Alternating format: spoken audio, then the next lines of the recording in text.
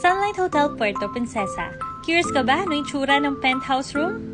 Well, kitang-kita, pagpasok pa lang may dining table. Meron ding living room at merong public restroom. So, walang liguan dito. So, dahil 6 kami, so ito yung binook namin dahil sulit siya. Okay, so pagpasok mo, kitang-kita may roll-away bed. So, yung isang bed dyan, queen bed, good for 2. So, pagpasok mo, may liguan, kumpleto kami sa amenities. Ayan, and just to give you a trivia, so nasa taas kami ng Unitop ng Puerto Princesa. So, sobrang convenient niya kasi lahat ng kailangan mo nasa baba. So, kung wala kang tsinelas, bumili ka lang sa baba.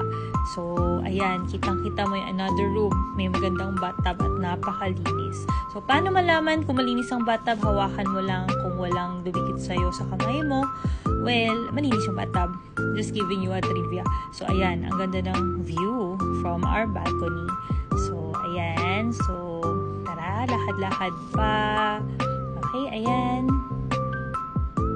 Tara, punta tayo sa balcony. Sobrang ganda rin ang view dito. So, itong time na to ay New Year's Eve. Dito kami nagstay. Hindi ko mabuksan, saglit. So, ayan, mabubuksan ko na. Tada! Sobrang ganda ng view.